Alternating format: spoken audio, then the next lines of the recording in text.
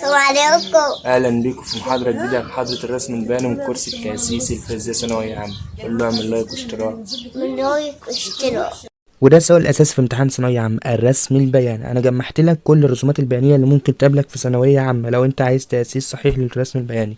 بص، عندنا 8 رسومات بيانيه، عايزين ناخد كل واحده منها ازاي نعرف الميل بتاعها وازاي بنعين الميل اصلا. يعني ايه رسم بياني؟ نسمع عنه ياما بس انا مش عارف يعني ايه رسم بياني.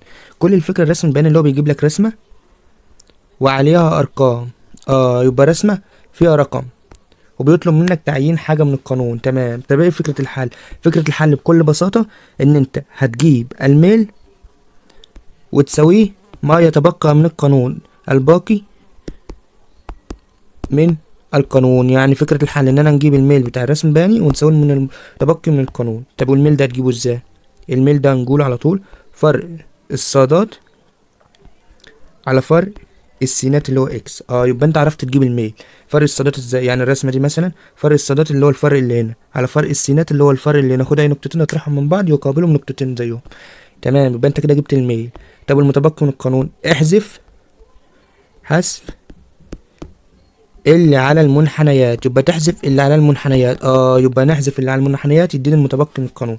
يبقى فكره الرسم البياني كلها بيديك رقم، فانت بتجيب الميل بتساوي من المتبقي من القانون. بتجيب الميل ازاي؟ فرق الصادات على فرق السينات تساوي من المتبقي من القانون ان انت تحذف اللي على المنحنيات. تمام.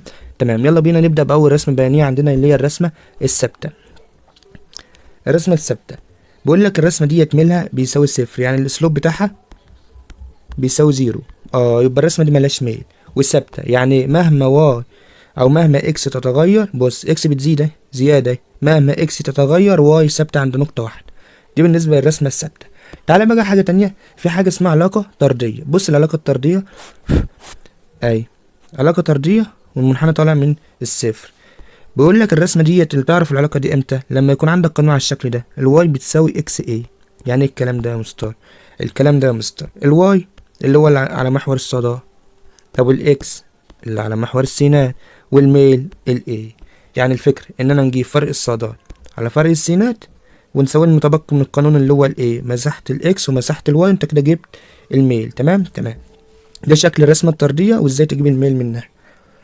تعالى بقى في حاجه اسمها طرديه مع جزء مقطوع. عندك طرديه مع جزء مقطوع من محور الصادات الموجب، تترسم على المعادله تترسم على المعادله ان الواي بتساوي اكس اي بس زائد بي. شفت يبقى انت الفكره ان هنا كانت اكس اي بس، انما هنا اكس اي زائد بي. بص بقى ايه اللي حصل، الواي على محور الصادات والاكس على محور السينات، الزائد بي ده هيتحط عند الجزء المقطوع من محور الصادات الموجب. يبقى المتبقي من القانون حذفت الواي وحذفت الاكس وحذفت البي، المتبقي من القانون ايه، يبقى الميل هنا بيساوي ايه. تمام. عندك بقى رسمه تالته اللي هي العلاقه الطرديه مع الجزء المقطوع من محور الصادات السالب. نفس الفكره تترسم على الشكل ان الواي بتساوي، المعادله بتاعتها ان الواي بتساوي اكس اي ناقص بي. شفت بقى هنا كانت اكس اي زائد بي عشان محور الصادات موجب، انما هنا اكس اي ناقص بي عشان محور الصادات سالب. الواي على محور الصادات والاكس على محور السينات والسالب بي هتنزل تحت كده محور الصادات سالب. يبقى لو حذفت اللي على المحاور هيديك الميل على طول اللي هو ايه. يبقى انت كده خدنا لحد دلوقتي 4 رسومات، الرسمه الثابته والطرديه العاديه والطرديه المقطوعه من محور الصادات الموجب والطرديه المقطوعه من محور الصادات السالب. عندك بقى رسمه ثالثه ورسمه خامسه. في رسمه اسمها الرسمه التزايديه. ازاي الكلام ده؟ بص عشان تفهمها، الرسمه بتاع المعادله بتاعتها بيقول لك ان الواي بتساوي اكس تربيع ايه. لا ايه الفرق بين التزايديه والطرديه؟ بص الرسمه الطرديه كانت الواي بتساوي اكس ايه، صح كده؟ انما الرسمه التزايديه الواي بتساوي اكس تربيع ايه. العلاقه هنا بتبقى بين ايه؟ بتبقى بين الواي. يبقى الرسمه ديت عباره عن تزايديه ايه والاكس. واحد جه في دماغ واحد ذكي قال لي يا مستر انت كاتب حاجه غلط، بين الواي قصدك والاكس تربيع. قلت لك لا، دي تزايديه تربيعيه، داله تربيعيه اهي، الرسمه بتاعتها داله تربيعيه اهي. يعني داله تربيعيه يعني الواي تزيد ضعف الاكس. يعني الواي تزيد ضعف الاكس. اقول لك يعني مثلا الاكس لو زادت للضعف الواي تزيد ل4 اضعاف. يا سلام عليك.